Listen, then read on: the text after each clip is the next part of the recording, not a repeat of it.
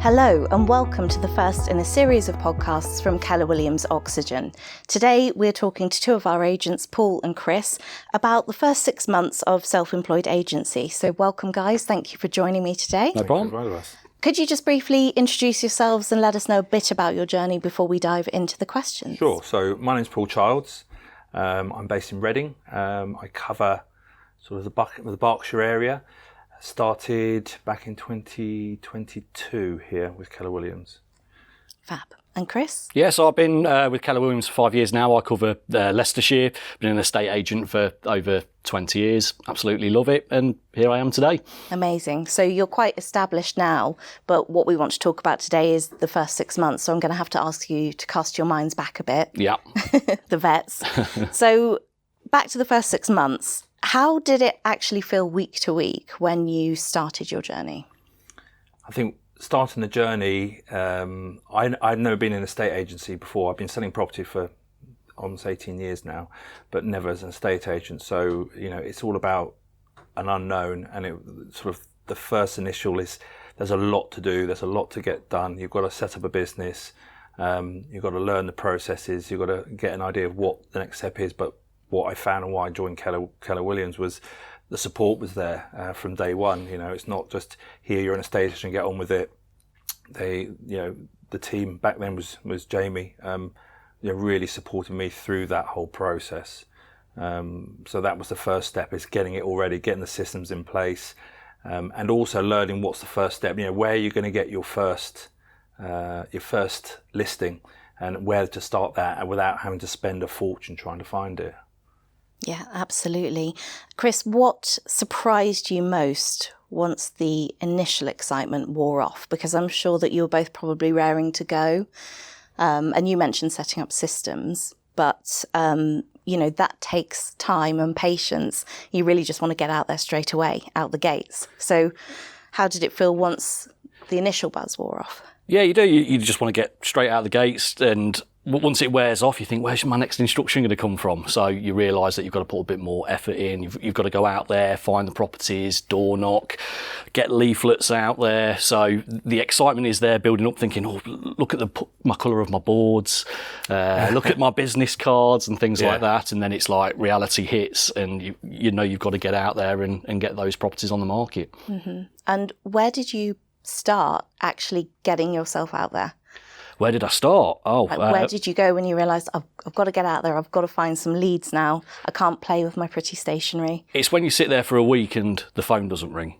And you're like, why isn't the phone ringing? Why isn't no one calling me for evaluation? And you feel like you've done absolutely everything, done all your social medias and things like that, and you just don't get the phone call. So a bit of fear kicks in the first week or so, and you're thinking, yeah, I've got to go out there and start finding that business. Mm-hmm. I think for me it was I thought, that's it. You get your boards, you get your flyers, you get all the flyers. The first flyers I printed 1,000 flyers through a company, and they were so paper thin.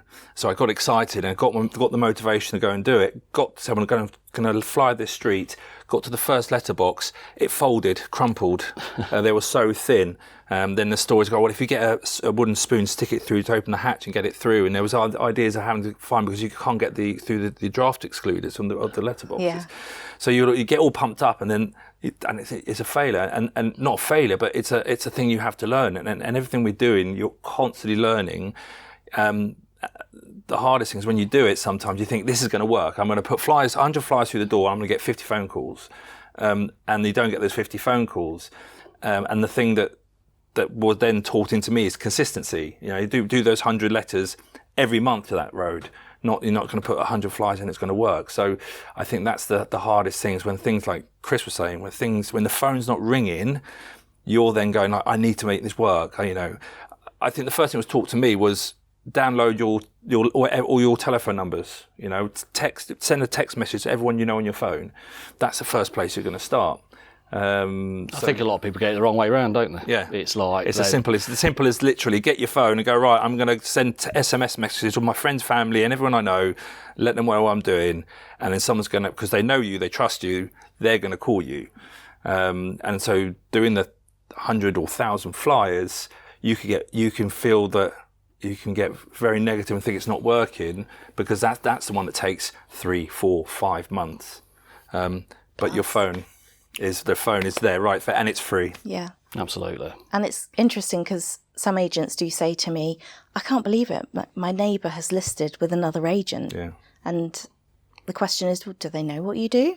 Did you actually tell them? Yeah, because I had that in the first 6 months, to be fair. I had one down the street, because I leafleted all my street, all the local areas, your farming area, the 10 streets around you. And then that board goes up a couple of days later and you're thinking, why haven't they called me? Yeah. But I suppose you've really got to put the effort in, you've got to put the hours in. It's not just, my leaflet looks nice. Yeah. You've got to do a bit more. I guess people have confidence to actually knock on the door. Some people don't, and I think everyone has their own way and their own skill of finding business. That knocking on I'm the same as you. Neighbours go on the market with other estate agents, and do they know what I do? Well, I put a flyer through their door. Well, actually, if I knocked on their door, they're more likely to remember me than putting a flyer through the door. But I'm not the best door knocker. I don't like knocking on doors. But it's you can take those. You feel when it happens, I get really frustrated, and I say to my wife, I can't believe it. That house 2 doors down has come on the market. But they weren't my client. They look at it and they go, right, would they have been the sort of person I would want to work with as well? You just don't know. But do you knock on the door? No. After they've got up on the market? No, I don't. That's one thing I really struggle at doing, is knocking on that door, going, hi, Why don't you use me? Yeah. It's the simplest things, isn't it? Yeah, that's it. This is a bit of a deep question, but if you're honest, was there a moment where you ever thought, I've made a big mistake here? I've made a really big mistake. I think there's a point in self-employed agency where you do hit a bit of a brick wall anyway. And it usually is within that first 6 months, because obviously you're not getting paid for anything until you get a property on the market, get it sold and get it completed, unless you're trying to make money other ways by taking marketing fees and things for your photographer and whatnot, and trying to get a bit of income that way. But yeah, when you're always waiting for that first exchange, and then it gets delayed, something's happened or something falls through, and that's when you start thinking, have I done the right thing? But you speak to a lot of self-employed agents, they all go through it within that first 6 months. There always seems to be a bit of a wall. I definitely had one. I don't know about you, Paul. Yeah, I constantly hit walls all the time. When you keep pushing forward and then you see a spike in activity, and then you're going, right, well, and then you're worried that activity is going to slow down. It's this is a feast and famine industry, because you have to rely on. But I think the things that we learn is that and we're taught through the market centre and through all our coaching and training that we get, is that you just don't stop on the lead generation. That's something you've got to keep on going. And I think that's when people get the panic, as they say, they put all the effort in, they get their first listings, and they put all their effort into that first listing. And then the delays happen, and then because they go, oh God, I haven't done any lead gen in that 8 weeks, I need to start lead gen. But then you're that back then starting another 4-week cycle of trying to find the next listing. You're waiting for that sale to happen, to complete. So then you go, then I'll fly the street. Well, you can actually start flying that street, going, we've just sold it, we've just got it under offer in the record amount of time, whatever. But if you're focused on that income, that's when the panic sets in. And that's happened to me quite a few times. It is daunting, but then things work out. Things do work out for themselves, and it's actually because of the lead gen I did before. Someone phones me from a year that I spoke to a year ago, and I get a phone call going, "Oh yeah, I'm now ready to come to market." And you go, "Oh wow, it's fit." The lead gen worked, but at the time I was at the time going, "This lead gen's not working. It's not working. It's not working." And they've got my flyers been on their fridge magnet for the last year. Yeah, you did have one exactly like that, didn't you? 2 years or something. 2 years. Your leaflet was sat in their fridge. 2 years. And I ended up selling that house in record time. It was probably one of my biggest successes. It was the talk of the area, really, because, they trusted me, they trusted what I did. And I think we did about 40 2 viewings in a weekend on that property. Yeah. This is what I tell agents all the time. You know, you don't just learn; you've got to do the doing. Yeah. You know, I do a training every single week with agents. And I always tell them every week: make sure you're doing it. Make sure you're spending a couple of hours each day doing that lead gen. Yeah. Otherwise, you're not going to get anything from it. Well, it's the boring bit, isn't it? It's not the sexy part. No. So it's the one thing that we want to avoid, but it is literally the one thing we have to be doing. Absolutely, absolutely. And you actually just touched on cash flow, Yes. which is really a pivotal thing when you're in your first 6 months of agency. The money isn't coming in yet because you're waiting perhaps for your first listing. It's got to sell. You've got to get it through to exchange and completion. Did you get caught out in that way with cash flow? I was quite lucky in a sense. I had a little bit of money behind me, not much. I felt if I had too much money behind me, I'd probably sit back a bit more because I can look back at my bank balance and think, oh, I'll be all right. But yeah, I had a little bit behind me. And I think anyone starting in self-employed agency has got to have a little bit behind them, or their business model has got to be slightly different. You know, you don't have to be a no sale, no fee agent if you don't want to be, or you can take slight upfront fees just to start building your own agency and having a bit of cash flow behind you, and do different things with the cash flow. You know, speak to mortgage advisors as well and things like that, and see what they can offer and see if they can help with any clients that you're putting towards them. So I think there's different ways you can get cash flow. I've heard of agents who have done part-time jobs in the evening and things like that, but it's your first 6 months are going to be tough. It's long days. I think it's the spirit of an entrepreneur, I think, and let's take away from being an estate agent, let's look at it being a business owner, an entrepreneur, because that's kind of what we are. We're business owners, and our business we decide to do is buying and selling property. It could be any business you want to do, but that person who runs their own business will make things work, and they'll want the business to work, and whatever, like you say, find a second job, find something to subsidise what you're doing to get you through that stopgap. You know, I was a hospital porter. You know, I was a hospital porter during COVID. When I was furloughed, I was a hospital porter. I carried on going. It means I can work night shifts. It means I can sell properties in the day.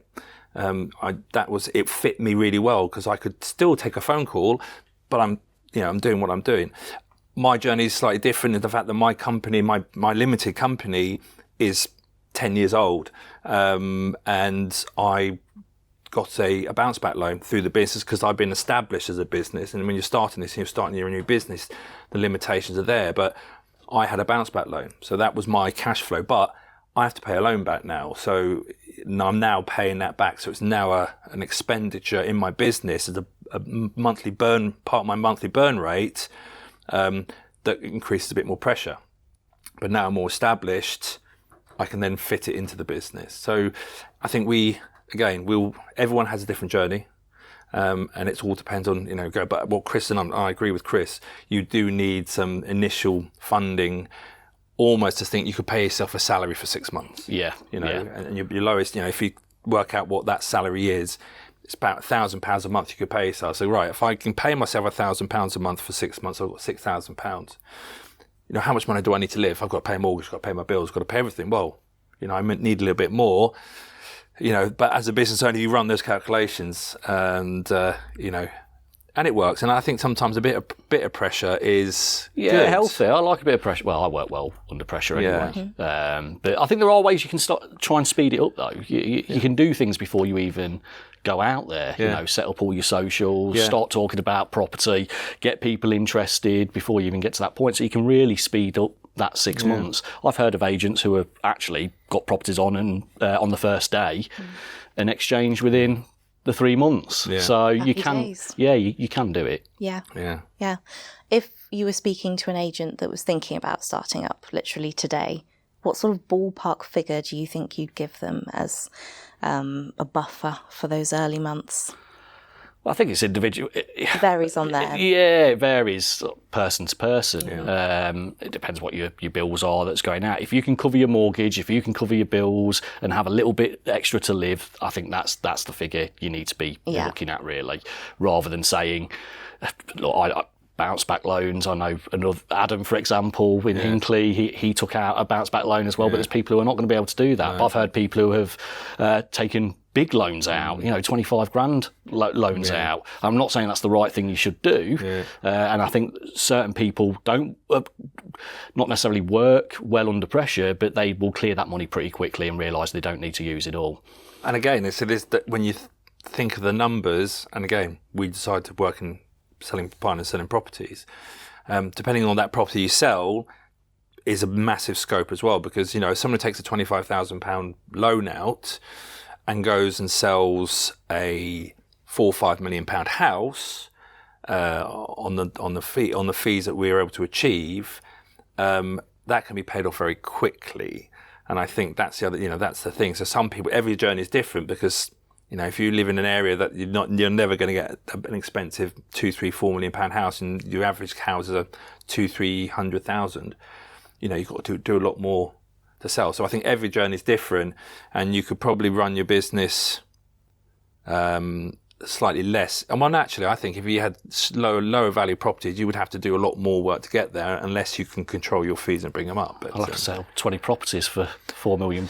Well, that's it, and that's the difference. You come sort of down south, there's more of an opportunity, but I think to find those high value properties anywhere is even more difficult, because you're an unknown, and someone who's selling a house of that sort of caliber wants someone who they want that name who can help them sell it. But that's what you build on. That's the job you're doing. Your name is your brand. And you start from zero, you'll get to 100 at some point in your journey, and everyone will know who you are. I mean, everyone where you in Leicester Forest, East, not West. You're going to break into West at some point. We'll see. But people now know who you are. Yeah. The boards have gone up. Ballsbury boards, your face is on the board. Your social media is absolutely on point. People now know who Chris is, and with me in Reading, it's a much bigger town with a much more bigger saturation of high street estate agents, market, isn't it? So I have to go really hyper local to my sort of 5 streets, and still working on my 5 streets 3 years later, and I'm still not getting all the business. I still haven't got that, because it's a different environment. It's a different town. It's a different thought process of the people there. So yeah, I mean, there's no right or wrong way or right or wrong place to do it. It's just doing it, I think. Yeah. Let's talk about confidence at the start, because we have agents that are coming from quite cold starts. Maybe they haven't worked in property at all. Maybe, they feel they haven't got much experience under their belt. Yep. How would you recommend to an agent that's in that position to, build their self-belief and position themselves to potential clients? It's hard. Again, everyone's different. I know I didn't come from a cold start, because I've been an agent for that 20 years, and I'm quite a confident person anyway, an outgoing person, but I do see some agents that are kind of in the shell. They don't want to do much social, or they don't want to put themselves out there as much as they should do. But at the end of the day, if you want to sell homes or you want to get your name known, you have got to go out there, and you've got to get out of your comfort zone. And that's what people say, right? You get out your comfort zone, because that's what's going to get you business at the end of the day. It's literally your responsibility not to be a silent agent. Yeah, well, it's having your why, isn't it? It's why are you doing it? And if you keep going back to your why and why you're doing it, you should be getting out there. And I think this is the most important thing about sort of the brokerage model and the Keller Williams model, and why we joined Keller Williams and why I joined Keller Williams. And the power of it is leverage. And leverage is really important in those early days, because you're not just Paul Charles, the estate agent. You're Paul Charles working under Keller Williams, and there's agents around me within, if I take a 5 mile radius, there's 3 or 4 agents, and I can work with those agents and say, look, can I help you sell your property? I'll give some flyers. I'll put it on my social media. Can I put it on my website? Yeah, you can put it on your website. Okay. Can I come and do the open house? Come and do the viewings? Can I come, if I speak to people, would you let me, if they might be selling a house near me? And again, you're all of a sudden leveraging, you're not just Paul Charles now, you've got establishment there. And that's where you start and grow. And that's the important thing. So from a cold start, you lean into the network, lean into Keller Williams, lean into the market centre, and people will pick you up and hold your hand and champion you, and that's the most important thing. We're a community of people who help each other, who champion each other. Absolutely. So that cold start is not a cold start, because you've got the confidence. We try and build that confidence in, and if you've got a problem, you pick up the phone, you speak to someone. There's an answer for everything that you need right in front of you. So I tell agents all the time, use other people's properties. Yeah. Because we're under that Keller Williams network. So if you're talking to other clients, speak about the properties that other agents have got on their books, and use that as leverage. So you're going to have a lot of help as long as you've got the right network behind you. I mean, there's some agents within the network who actually don't really sell many houses. They just do referral business. They've got an existing business within the property industry sector, so they use in their business. So they connecting their business in, which is actually staging business. She's speaking to clients on a regular basis, but then she'll get listings somewhere outside of her area, and she'll go to an agent, the local Keller Williams agent, going, "I want to do a referral business with you. I'll give you the lead, but you pay me a referral fee." So she's making money just by referring business, and that's the model that fits her. And then when she gets a house that she's local to her, she sells it. So there's many ways to start generating an income, because if you then help someone sell that property, you're going to get a referral fee. And that's not just this country, is it? It's not this worldwide. Country. You can speak to all agents all we're over the world. 50 regions, 200,000 agents worldwide. I was in Lisbon in September. Fell in love with Cascais, a town just on the coast. Fell in love with it. So I want to sell property here. Yeah. I went to 3 Keller Williams offices. They all said, "Yep, bring business to us, and we'll split the fees with you. We'll do everything with you. All I have to do is get that client over to our offices." And that's the important thing. You're speaking to someone in England going, "I have an office in," and they go over and the branding's the same, everything's the same. As all of a sudden you're like, Paul, I didn't know who Paul was. He now can sell my house in England. He can then find me a house to sell overseas. I sell it to everyone. I said, look, if you want to buy a house in Marbella, you want to buy a house in Dubai, you want to buy a house in Singapore, you want to buy a house in South Africa, we can do it. How many times have you been on holiday and seen a Keller Williams office? Well, yeah. I mean, when I was in Lisbon, it was shockingly surprising how much. I mean, they're everywhere. And I now get clients who will go on a holiday and they'll send me a photo, Keller Williams board, So brand awareness is there. The confidence is to be confident knowing that brand awareness. In England, they might say, "Well, never heard of Keller Williams." But then once they see your board, I think it's like anything. It's that law of, you've got to see it, haven't you? But all of a sudden, you see more and more and more. So let's get back to the first 6 months, because I'm keen to know, sort of from a mindset perspective, or your personal, what's going on in your personal lives, what changed in you in the first 6 months? Did you have any sort of shift in your mindset particularly, or did noticeable change? Yeah, how I working from home, it can be tough sometimes, especially on your own. Yeah. And actually going to sit with another agent, like we've already talked about, it does help. But I think sometimes you can be in your own cocoon. You keep going to the fridge. You keep going back to your desk, and it's just like, I've really got to put my foot down and actually do something. So that changed me. And like I say, it's the pressure of not having those properties on the books and being told by your family, "Oh, how many valuations have you been to today?" or "How many houses are going to exchange this month?" And you're thinking, "Oh, what do I?" Well, you don't. You tell them the truth, but you're like, "We need to get as much as we can on the books." Yeah. And what support mattered the most in those first 6 months, Paul? What support really for me, the support that matters. I mean, originally, part of me where I joined Keller was that the market centre was close to where I lived, so that was the first thing. So I knew that I have an office to go to when I want to go. That's my journey. It's different for Chris, but I wanted somewhere. Wanted the support where there's an office. I could go and sit in an office. And if I have a question, someone's there to answer me, to make sure that I don't get frustrated and just give up, because I know that I just ask a question and it's there. So, the support is really important to me, because I had never been an estate agent. So, it was in my head, I just thought it'd be great. I'll put a board up. Everyone's going to see Paul Charles, because people knew I was I worked in property, but none of my neighbours knew I worked in property. And it was that thing. I thought, put a board up, and they go, "Paul Charles, that face, I'm going to remember that." that didn't happen. So yeah, I almost felt like, how am I going to make this work? I think having a buddy, someone to talk to. I mean, you've got the market centre you can plug into, but also just having someone you work close with. I mean, I'm lucky to have someone in the next town to me that we do quite a lot together, not just business-wise, but on a personal level as well. So I think that's really important. And there's a great team at Keller Williams. We have obviously our ALC group, and we're there to help at the end of the day. Where if anyone's stuck, they can just pick up the phone or jump on a Zoom and we can have a conversation. And that's it. And I think that's important as well. What you're saying there is that get to know, getting to know other people, getting to know you within Keller Williams.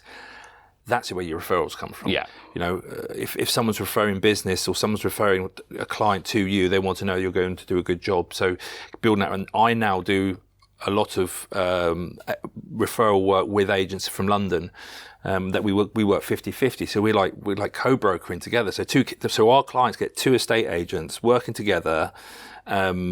He's in London. I'm outside of London. It gives us a bit more kudos what we're doing. And it's actually working really well. So, but he's only working with me because he knew who I was and knows how I work. And we've got the second listing we've just launched as well recently. And we're talking now, what's that? A sort of combined value of £4.6 million worth of property. I wouldn't be able to have done that myself. Yeah. I wouldn't be able to have done it myself. But now I have, and we've stepped up a level. It's like, great, well, we're now a team a little bit because we're starting to do stuff together, and the team works because people are seeing that, right, okay, I get 2 estate agents who both seasoned. One's in London so they can work to the London market. I'm local and local market. And all of a sudden, our value proposition is now way beyond what a high street estate agent is. Yeah. So if you're new to a model, lean in, make sure you're spending time in your market centre, talking to the agents around you, make sure you're being seen. Yeah, you join these self-employed models because you want the training and you want to lean in and have the network, you want the support. You don't want to be you're starting a job on your own. Who is it? I don't know. You or someone said yesterday, if you started off your own estate agency business, you would probably your burn rate would be something like £30,000 a year, if you're taking all your portal fees or your marketing fees, take everything on board. That's massive. You unless you're an experienced estate agent or done it before, you couldn't start this. And this is a very easy entry point where if you've got the acumen to do it, the other bits will come secondary. If you've got acumen to go out there, and if you can say, I can knock on a door, I'm going to do my first day, I'm going to knock on a door, I'm going to get a listing, I have no idea how to sell this property, I have no idea the compliance and all the AML and everything, well, then you just come to one of us. And we'll go, right, okay, well, I will take you on this journey and I will sell your first house with you. Yeah. And all the flip side, I'll go, well, listen, I'm selling a house, come and help me sell it, and I'll weigh you in. So, and of course, the market centre's there to take you sort of by the hand, step by step, in those first listings, and absolutely make sure you're compliant. Compliance is the biggest thing, and HMRC and all these big people who can be quite scary.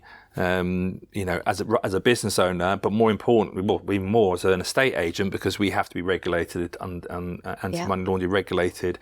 But as a business owner, we're registered for VAT. We've got to do tax returns. We've got to pay VAT on time. You get a letter through from HMRC going, you better pay your VAT on time, because if you don't, we'll come in and we'll investigate you. There are these letters that come up. They come up for everyone. I get them all the time. It's not because I'm an estate agent. It's not because I'm a small business owner and they are making sure that we're trying to find their bit of money for them. So we have to fight these things. And if you were doing this on your own and a letter like that came through your letterbox, I think you would have an absolute meltdown. They don't make them easy to read, do they? No. They actually, it's like trying to decode reading their letters and filing your return. But someone says, and we've had WhatsApp groups where people get spam emails, these emails. If they click on that email, they'll probably get locked out of their systems and they'll download a virus and the first thing people do in our group, WhatsApp group, someone says, I've just had this email, read this. Do you think, and everyone reads it and actually go, and I actually sometimes go, are you really serious? You did not see this was a spam email? But when you're in it, you don't see it. No. And there's letters, and a letter from HMRC. It's like, guys, I've just had a letter from HMRC. This is what it says. I got one of those. And that's what that's the community you're in. You've just literally a step away. Yeah. So. Yeah. Okay. Brilliant. So, sort of months 1 to 3.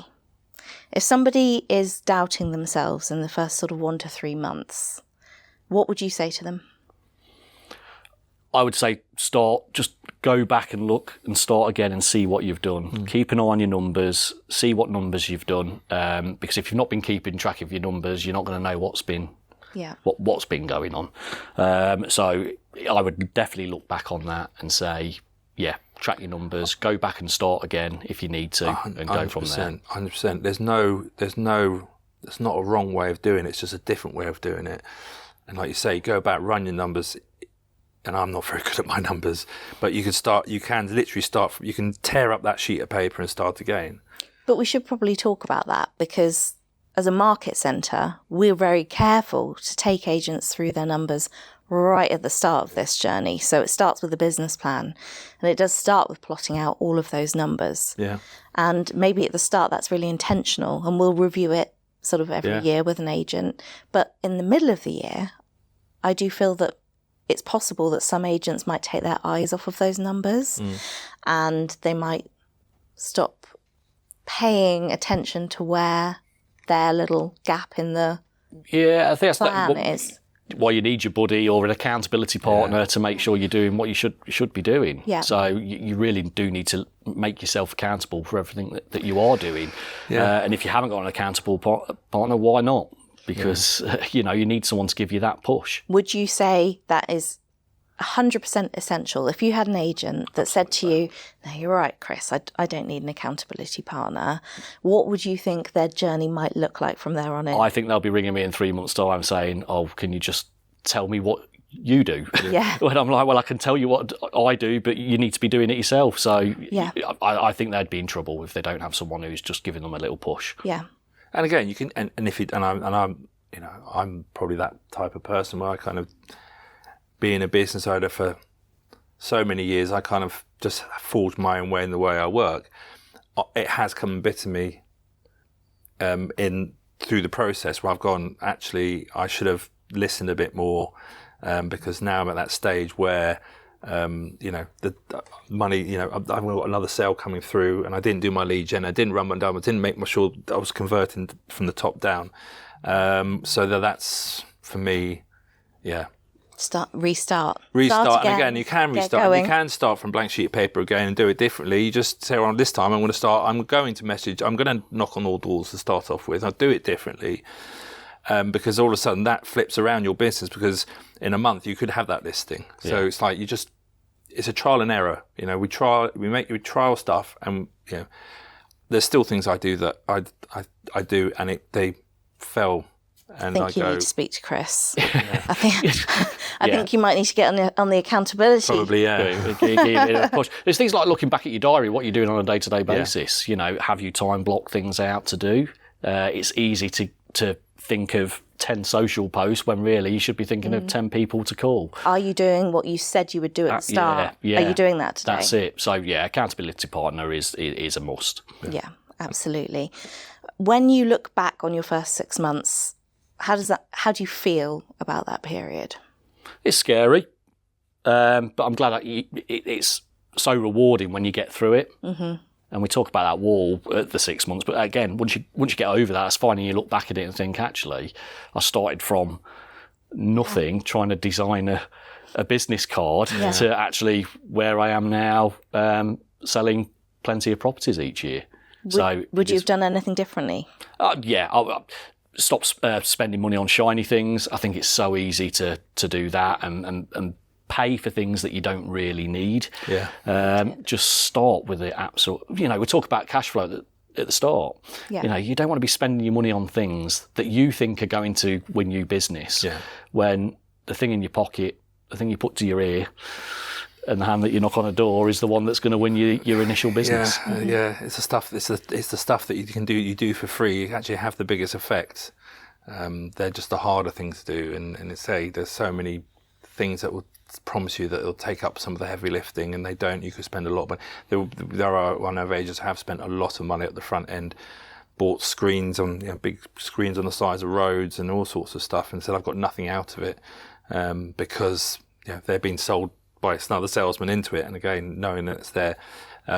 So we're here to really point you in that right direction. That first 3 months, that first 6 months, what I've learned is if that person leans in and really goes into the community and turns up to the market centre days and actually sees a value in what Keller Williams and being part of Keller Williams, they're the ones that are going to grow much quicker, because Chris has got 5 years, I've got 3 years. There's many agents now in sort of multi years of experience with Keller Williams, and it has evolved and it's getting stronger, and people are now more aware of independent estate agents and the value that it offers. I think this year is a big turning point in the industry, which is really important to look at, where we'll start seeing, I'm already seeing high street estate agents offering self-employed agency models. Personally, I don't think they're going to work, because it's the community, it's the infrastructure you get. It's not that, well, we're going to give you leads and make you an amazing agent and just get on with it. Yeah. This is a business, and a business given to you with a team around you, and that's what's going to succeed. And I think that's what's really, really important. Let's give our viewers a glimmer of hope. Yeah, absolutely. At what point did you realise I'm going to be fine? I'm on a roll. This is okay. When my diary was full of valuations the next week, or I had enough in for the next couple of weeks, and you get to a certain amount in your pipeline, and when I got to that £30,000 in my pipeline, I was like, actually, I'll be okay. And if I keep doing that and it keeps turning over 3 times a year, I'll be okay. And once you get to that point, you can start thinking about the shiny things or the extra marketing or your big billboards. But you have to get to that point first. But that's when you know, this is good. Yeah, amazing. Okay, brilliant. Well, for anyone that's in the first 6 months of their agency journey, or they're thinking of starting it, it can be a bit messy, it can be a bit emotional, there's going to be wobbles, but I think what we've decided is lean in, be accountable, and know your numbers. If someone's got you, it's not a daunting experience if the experience is there around you to take that away from you, because as people, we've all started businesses, we're all successful at what we do, and we will just give that to you for free, all that experience for free. Absolutely. Thank you so much for joining us today. Please keep a lookout. There are going to be more chats like this to come. Thank you for watching.